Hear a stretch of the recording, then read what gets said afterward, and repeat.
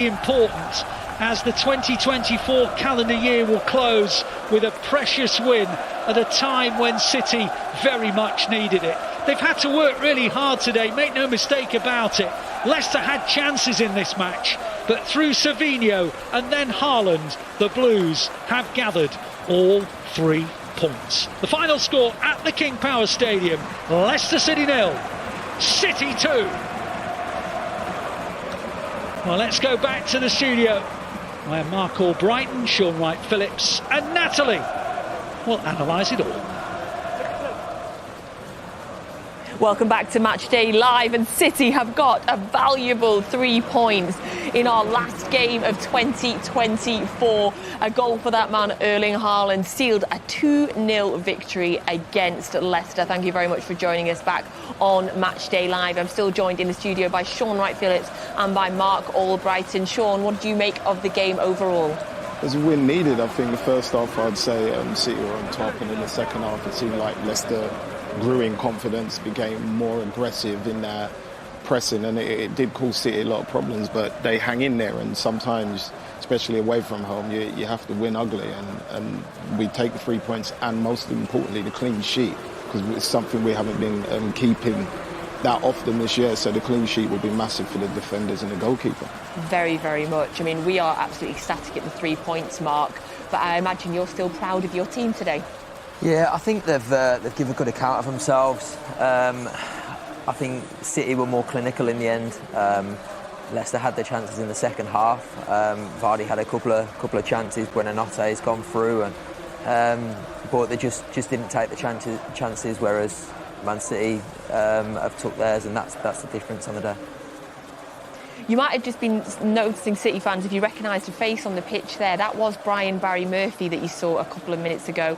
He's now assistant coach at Leicester, of course, formerly of our EDS. Had huge success with our EDS. I'm sure he's very chuffed to have seen, or well, not now, but from his previous days, to have seen how well James McAtee did today, Shaun. Yeah, I think when you're a coach, you're always going to be excited and happy to see those kids come through and be successful within the senior game, and to know that he played a key part in many ways in terms of confidence and allowing him to develop and grow. He would be over the moon to see all the players that he's coached doing what they're doing in the Premier League right now.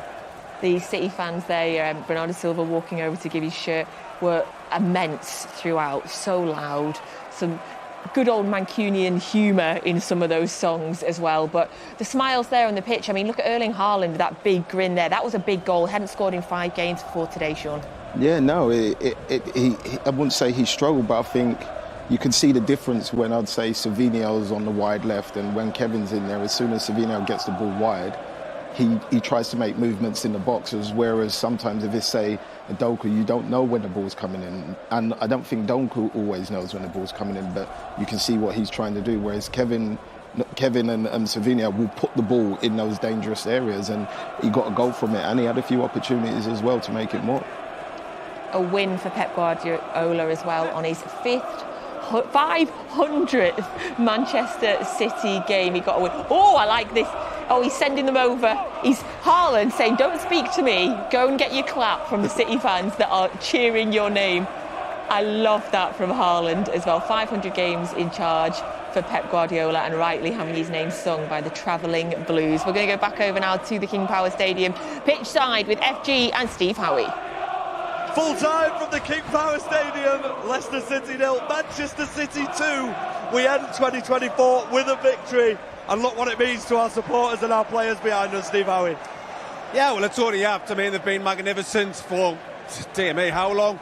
So to finish the year off is a nice fitting end, really, because, yes, there's been that bit of a blip, but to get the result today, fair play, because, in all fairness, again, they had to dig in, because Leicester, they had a goal, but they dug in and got the 2-0 win. Yeah, there were absolutely moments in that game where it could have got away from us, but this group of players deserves a performance, a result like that. I feel like it's been brewing for a few weeks, but James McAtee, who the away fans were singing about all throughout towards the end, he made a difference when he came on. He did, yeah. I mean, that's what you've got to do when you come on as a substitute. You've got to try and grab your chance when you can, and he certainly did that. Turned the defender really well, plays that great ball into Kevin. Kevin then in turn plays into Savinho. Savinho with a great chip onto Haaland's head, 2-0.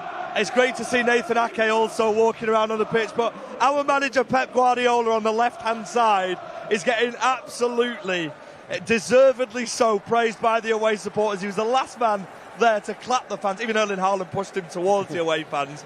500 games for him, and it's only right a victory on his 500th game as Manchester City manager. Well, yeah, like I said, whatever can be said about him is being said, and all the positive bits as well. I mean, I think he did an interview before it, and he was just basically sort of saying, you know, he wants the team to turn it around, not for the team, like obviously for the team, for the players, but for them fans, and listen to the noise from them. Well, yeah, they're singing Erling Haaland's noise, a name who's doing his media duties in the middle of the pitch. He's the last man on the pitch. You can just hang on a second, you'll hear the roar. But the away support have been absolutely amazing throughout 2024. I had the pleasure of being in the away section then, and wow, what a performance by them all year as well. Yeah, I mean, in all fairness, I think you do see the away fans are brilliant, and you look at Man City away fans, the noise, they've been like sort of at it from the very first minutes. I mean, even when the game kind of was added little lows when there wasn't many, that's to be said, but they've been absolutely superb today. Yeah, absolutely superb indeed. And Erling Haaland as well, getting a goal. We said it before the game. We both predicted it here, by the way, live from the King Power Stadium. I'm starting to say that's the Steve Howe effect, because you seem to bring good luck with you and good moments with you. Well, the radio wouldn't work upstairs, so that was the only bad moment. I think it's the lucky gilet. I think that's what it is. Well, when it's the summer and he's wearing the gilet and it's heated, you'll know why, all right? But listen, on behalf of me and Steve Howie and everybody who's been pitchside at any point in 2024, thank you so much. Happy New Year, City fans. What a way to end the year. Let's head back to a very happy studio. Oh, it's lovely to see our FG with a big old smile on his face again. And thank you very much, Steve Howie, for bringing all of your luck to the game and not to your radio. We are gutted we didn't get to hear your commentary there, but thank you for your good luck as well. City fans there are roaring in the background. So a much-needed win for City today. First win on the road since the 20th of October.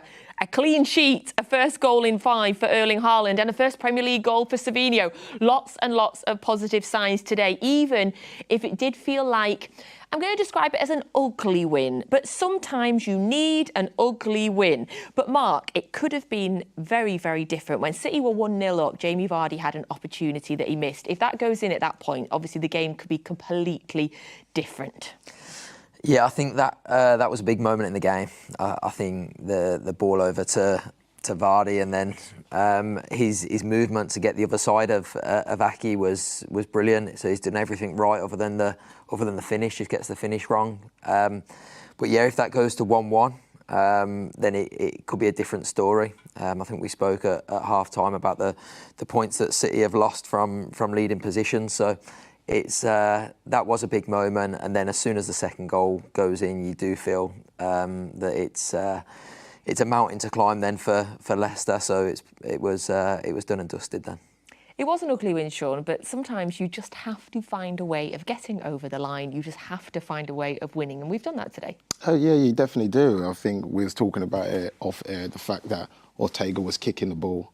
We didn't take as many chances as we normally did. We was clearing our lines, putting them under pressure a little bit, and kind of letting them reset and then giving us time to reset as well before that they try and attack again. So it was nice to see the different variations of football we was playing throughout that 90 minutes, and long may that continue, because the more clean sheets they have, the more confidence that the whole team will grow in. And it also takes a little bit of pressure off the attackers. They don't feel the need to have to score every chance, and maybe they can relax a little bit in front of that goal.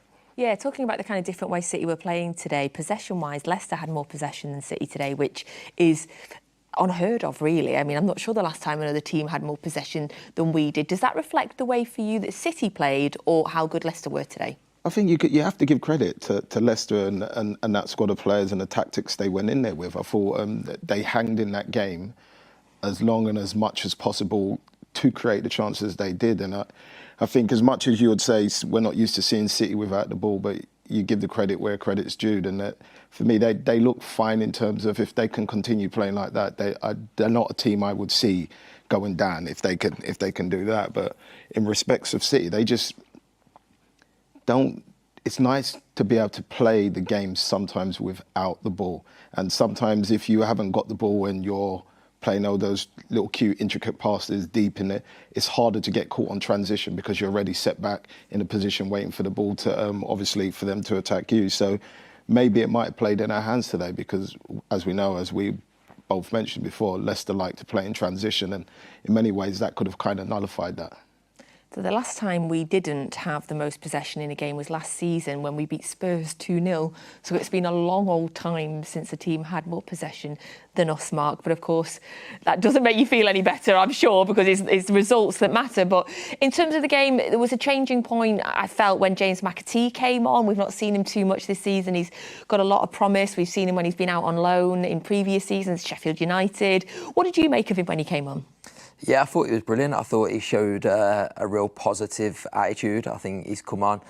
A lot's made of he's been shorter minutes this season, but he's shown how good he is with his loan spells. And then he comes on today and he has a positive effect on the game. Not just the bit of skill that leads to the second goal, but just in general, he was positive. He was bright. He wanted the ball. A lot of the times, there was 1-0 up, but a lot of the times when a team's struggling, you can see sort of players sort of hiding a little bit. He weren't in that mindset at all. He just wanted the ball. He wanted to get on the ball. He wanted to show people what he could do. So hopefully that this could be a start of a nice run of minutes for James McAtee now. Mentioned a little bit of skill in the run up to the goal there, Shaun. We've got to talk about the goal because, of course, James McAtee's little bit of skill down right on the edge of the line, how he just curled it round and was able to keep it in, and it was a beautiful start for the second goal. Yeah, it was an amazing start. I think the way he takes it round him, where he switches feet and then the ball obviously stays in, but to get his body around somebody that's bigger and stronger than him, he kind of just moves around it. But that's when you see his football IQ on, because a lot of wingers would have carried on going down the line. He cuts back and sees the space inside that. Just in many ways, just opened Leicester up. And Savinho tried to put in a few crosses before early on in the first half, and they got blocked by Justin. And this one he got absolutely right. And then you want the ball a lot of the time to fall to Haaland, and he does the right thing, headers it back the direction the ball comes from, and it's hard for the keeper to save them. I was so impressed with the movement in that goal as well. We talk about James McAtee, but to the way that he squares it to De Bruyne, who spots Savinho, who's on the other side, who's able to put that inch-perfect ball that Shaun mentions. The movement for the build-up for that goal was lovely to see. I think that's something we've been accustomed to with Man City over the years, the way that they shift the ball. It goes wide, it goes across the pitch, out to the other side, and they're not shy of putting crosses in the box, whether it's low crosses, whether it's cutbacks, whether it's balls like the one today for Haaland to score. So, yeah, that looked like more Man City of old, and they'll be hoping to get back to a lot more of that, I'm sure. Yeah, and doing it under the level of pressure we were under at that point as well. So, other games are currently taking place, but let's have a little look at the table as it stands. Of course, other games kicked off half an hour later than us, but you can see that victory takes us back into the top six, currently sitting in fifth, 19 games played, 31 points. So you can see there, look at Nottingham Forest, 19 games, 37 points. They're currently playing Everton. They are 2-0 up at Everton. Chris Wood has scored the first one if you have him in your FPL and didn't sell him this week like me. Then you can see Arsenal 18-36, Chelsea 18-35 as well. Liverpool play tonight, 5:15 kickoff against West Ham. I'm quickly looking because I don't know when the others play, but I think they must be tomorrow. Let's have a little look. Chelsea play Ipswich tomorrow away, United at home to Newcastle, and then unlucky Arsenal fans, Arsenal play New Year's Day away at Brentford. So that is currently how the top six looks. Obviously, it's not where we want to be, Shaun, but it definitely looks a little bit rosier than it did a couple of hours ago. Yeah, of course, it's always going to look nicer when you're getting closer to the top in those Champions League positions. But I think in terms of, I know this is a different City for this City team, but in terms of what we know they can do the back end of the season, that table can change drastically if everybody's fit and up and running and they have their confidence back. They will be putting pressure on those top three teams up there. And we've come back from 11 points behind to win the title before, so it's not over until that last game. I'm not saying it's going to happen, but it is possible. Always optimistic, Shaun. Always optimistic. Love it. So it's been an intense period of football over Christmas, as it always is. But we have a little break now, 6 days until our next game. Next Saturday, the 4th of January, City take on West Ham at home. So a little bit of a break, a chance maybe for some injuries, some fitness, some poorliness to get over. And we hope to start 2025 in the right way. Now, West Ham play this evening, 5:15, against Manchester United. An interesting season for West Ham, of course, changing management in the break, perhaps been a little bit underwhelming, but they're sort of sitting mid-table. When you've seen West Ham this season so far, Marc, what have you thought? Yeah, a bit mixed, a bit like you say. I've seen them a bit earlier on in the season. They played against Chelsea, and they just seemed so open, so easy to break on, and there was gaps all over the place. However, they seem to have sort of come together a little bit now and picked up a little bit. Obviously, the start of the season, they definitely weren't where they would have liked to have been. But like I say, they've picked up lately, and seems like they're climbing the table, starting to get things together a little bit. They're playing Liverpool tonight as well, by the way. That was a slip of the tongue. Don't want anyone thinking I've got Manchester United on the brain, ever. That is Liverpool that they are playing tonight. They stuck with Julian Lopetegui at a time when perhaps some people were questioning it, when other managers around the bottom of the table were getting changed or leaving their roles. But they've stuck with him, Shaun. What have you made so far of his start to his West Ham life? Tough. I think... said it a few times. I think a lot of people would have said it as well. When you sack somebody that's brought silverware to your club, it's not easy to replace. You might want that nice, expansive football, but you need to understand and find out whether those players you got in that team are ready for it. And I think they're playing that now, and as Marc said, they're starting to get better and tighter. But there will still be mistakes. It's early days in his career at West Ham, and they'll all still be trying to figure each other out. But when you've got players like Kudus and Bowen in your team, and Paquetá, anything's possible on a good day. Of course, we're hoping they have an amazing day today, but not next week. City back at home next week, hoping that we can build on the confidence from today and really, like you say, Shaun, get into that back end of the season form that we've had. It would be nice. Back-to-back victories would be really important. It'll be massive. I think no matter where you are in the table, that's the only way you start closing gaps or climbing out of relegation is back-to-back wins. And if they can do that, it might make other people think, oh, they're back. And sometimes when you're a team like City, and there's other teams that have it as well, but some stadiums you go to or they come to here, psychologically, you've already won the game. You just have to go out and play the way everybody's expecting you to play. So if they can get back into that position, it puts them in a good place. It's going to be a rare 6 days off as well, Marc. When you look at the fixtures that we've had and the fixtures that are coming up, there's not many times in the calendar when City get 6 days off, 6 days without a game. How important do you think that's going to be at this point for them to regroup and perhaps keep up that team spirit that you were mentioning earlier? Yeah, I think it's crucial. I think obviously the football schedule is hectic at the best of times. I think obviously for Man City, over the last few years, it's just been relentless as well. They go so far in every competition that they're in. So it is relentless. So to have 6 days where they can regroup, do a bit of work on the training ground, get the well-needed rest as well. And I'm sure Pep will take his time to sort of have a look over this period and see what's gone wrong. He's got a bit more time to assess it and how they're going to improve going forward. So I'm sure the time will be used wisely. With your neutral head on, and from watching City today and watching City this season, what's your kind of predictions? What do you think, for City? What do you think is going to happen now from what you've seen? I still don't think they're anywhere near their best. I must say that. Obviously, I felt like Leicester did well today. But a normal City side goes and steamrolls any team in front of them. So I still wouldn't say they're at their best. They've got injuries. They'll get players back. But this is a step towards it. We know from previous experience that they're usually better in the back end of a season. So I'm sure this season won't be any different. I'm sure they'll keep improving, keep getting better. because even as a neutral, I want to see good football. I want to see Man City at their best. So I've not been taking much delight in seeing the demise. We appreciate that. It occurs to me you retired earlier this year, so this will have been your first Christmas off for what, as long as you can remember? Yeah, about 20 years. Yeah. So I've seen how Christmas is meant to be done. Ate far too much, drank far too much. So yeah, ready to get back in the gym, I think. I imagine you enjoyed your Christmas dinner then, maybe a little tipple after, lots of desserts. Yes, it's just not just Christmas Day though. It's Boxing Day, it's Christmas Eve. It's a whole festive period. I see why it's called that now. Yes, welcome to our world. Yes, you get to the 1st of January, you're ready to eat vegetables at that point. Shaun, you've been enjoying Christmases for a few years. Yes, I have. Know what my family's like now.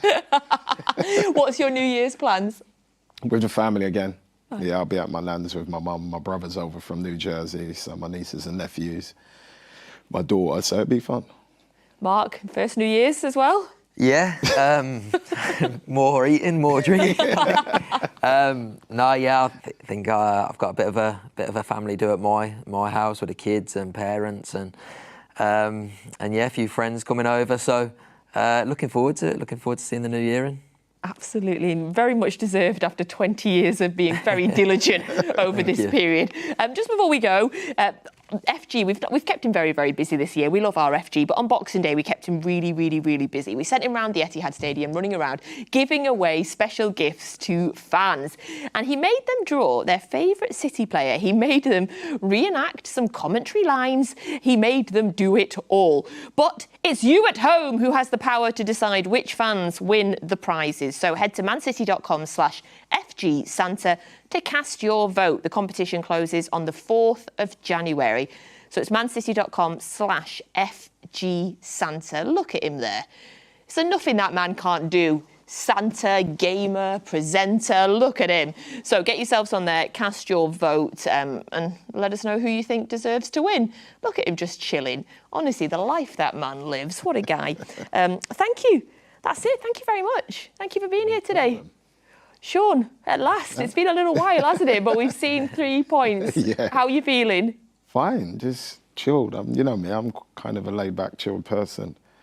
Believe in the team, believe in the project, believe in the manager. So you have to have downs sometime in football. It can't always be up. And we've had 4 years or longer of just up. So this is just a little bit of jet lag. We'll get over it. I like that. Thank you very much. Marc Albrighton, thank you for joining us today. Yeah, really enjoyed it. Obviously, the result weren't the way I would have preferred, but yeah. No, really enjoyed it. Thanks. We hope you'll come back again for another show. You also played for Villa. Yes, yeah. Right, we'll get the list written down. Lovely, yeah, get me back here. The food was great, so yeah, get me back here. And hey, Shaun, the food was great. Yeah, whose selection? Weren't the cameramans, I'll tell you that. Often hear that. It weren't Tom's. Thank you very much for joining us on Matchday Lives throughout the whole of 2024. We so do appreciate your support wherever you are around the world. We love you and we thank you for watching the show and for supporting us. And of course, today on All Days, Pep Guardiola's 500th, why can't I get that right? 500th Manchester City game, 355 wins. Congratulations to Pep. And we have ended the year with 3 points. Oh, Blues, the only way is up. We will see you next year. Pep Guardiola will be taking over as Manchester City manager. When he first came, the people said, there's no way you can play that kind of football. I had to prove in England. Okay. We did it. He's just so hungry. He's just relentless. He's always constantly evolving.